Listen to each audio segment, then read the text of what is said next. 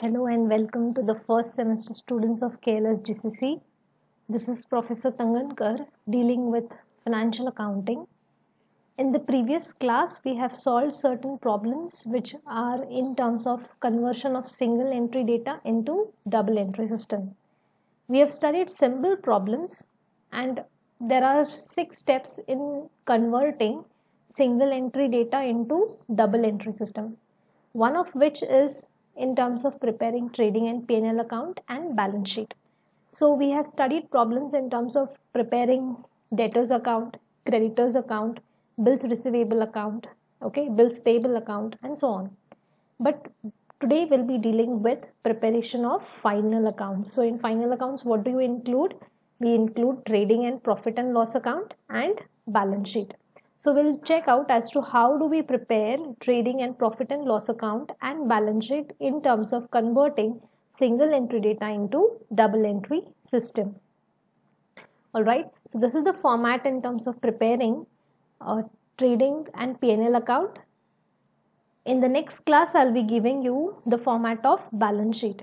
So you please write down this particular format, okay, prepare the notes, okay, write this particular whatever slides and whatever PPTs and whatever video class I'm dealing with, write down this notes so that it becomes easier for you when we are solving problems.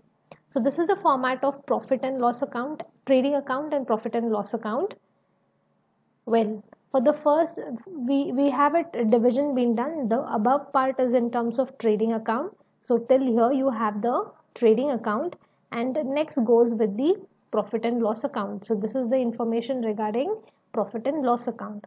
Let's look into what do we take in terms of trading and trading account. You have already studied in the previous classes, that is in terms of your POC 1 and 2, how to prepare trading and profit and loss account.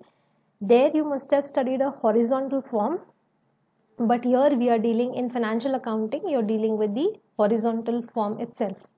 Alright, so let's look into how do we prepare trading and profit and loss account. So to your debit side, you have opening stock and then you write down the amount. To purchases, in this you have subdivision being done, that is cash purchase and credit purchase. Write the total in the inner column less purchase written, okay, whatever is the purchase which have been returned, this you deduct the amount and then you write it into the outer column. So this becomes your total purchase. Next, to wages, then you write down the amount. To carriage inward, write down the amount. To freight and the amount. To octroi, the amount. To light and power, amount. Next, to gross profit carried down. Now this comes a little later. I'll just explain this part a little later. So to light and power and then you write down the amount. Next comes sales to the credit side. By sales, in this again you have division being done, that is in terms of cash sales and credit sales. So what is the amount of cash sales? You write it in the inner column. Amount of credit sales, you write it in the inner column. Similarly, here also you will be doing the subtotal like the way you have done over here in terms of credit purchase. That particular point I have just missed it out. Please record it. Even if you don't write, that's fine. It is up to you as to how you write the correct amount in the outer column. Okay, if you do it in this case like how you have done in terms of purchase, that is cash purchase, credit purchase, write the amount in the inner column, then deduct the purchase written and then you write down the amount in the outer column. Similarly, you do it over here also, that is in terms of sales, that is cash sales, credit sales, write down the amount, total amount, then deduct the sales return from that particular total and then you write the total sales in terms of outer column. Next, by closing stock, then you write down the amount. There is no other entry which is to be passed in. So what do you do is you just a minute.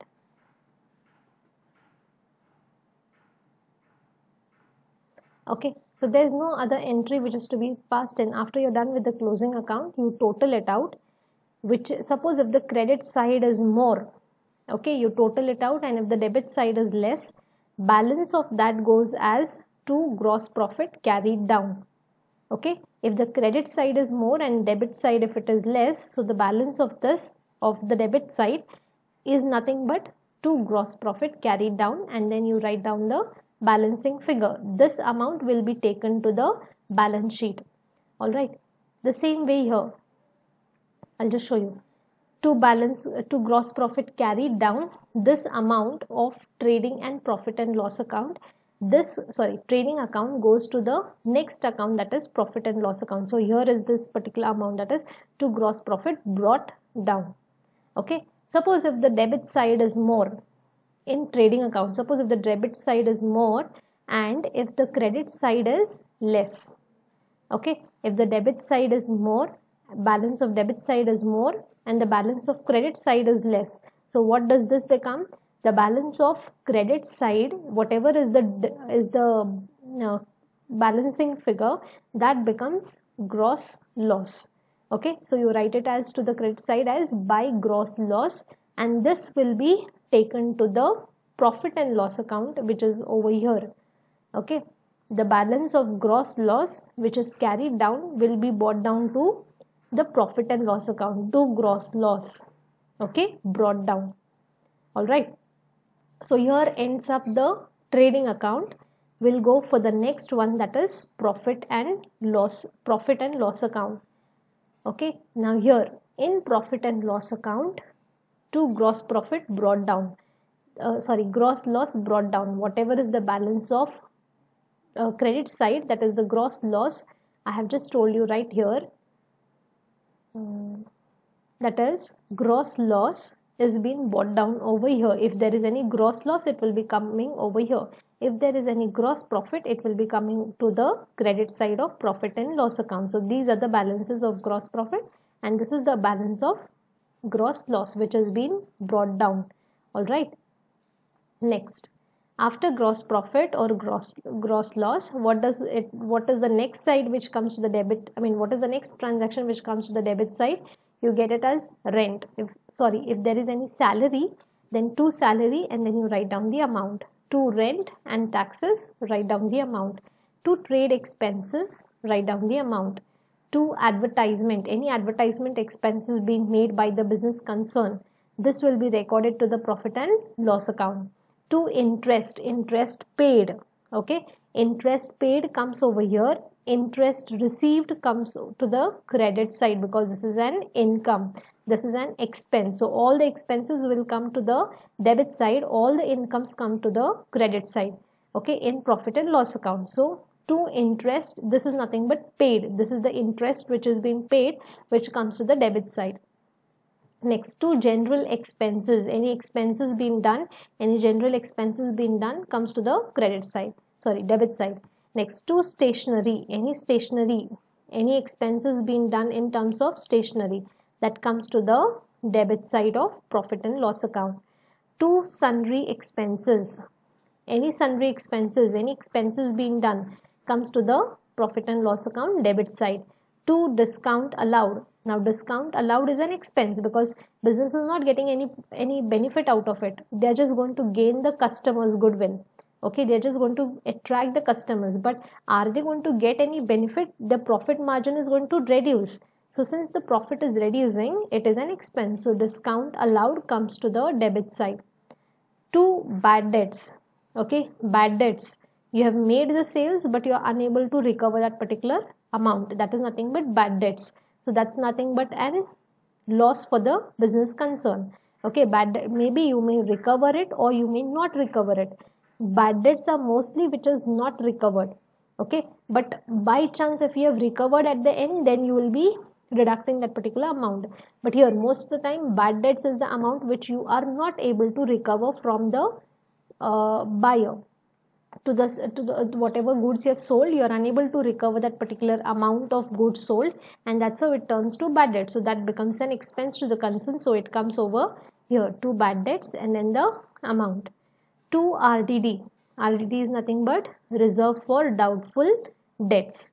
Okay, this comes over here, that is the amount comes over here, that is in terms of profit and loss account, debit side. Next, to depreciation on any fixed asset. Okay, one entry comes to the debit side of profit and loss account in terms of depreciation, and the other entry goes to the balance sheet wherein you deduct that particular amount in terms of fixed asset. So from fixed, you write down the amount of fixed asset minus depreciation on that particular asset. Okay, this in terms of balance sheet I'll tell you in the next class. All right, but in depreciation in terms of is an expense. Okay, you're allotting that particular amount on fixed asset.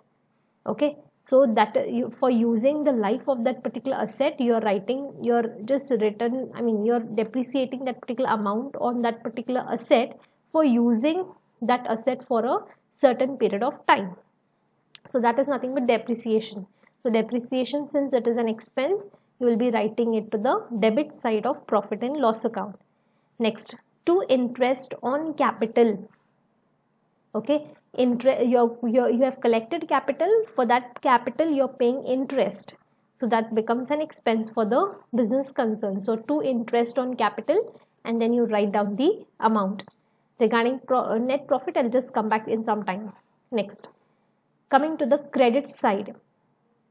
To the credit side, you have by gross profit brought down. This gross profit is from trading and profit and loss trading account.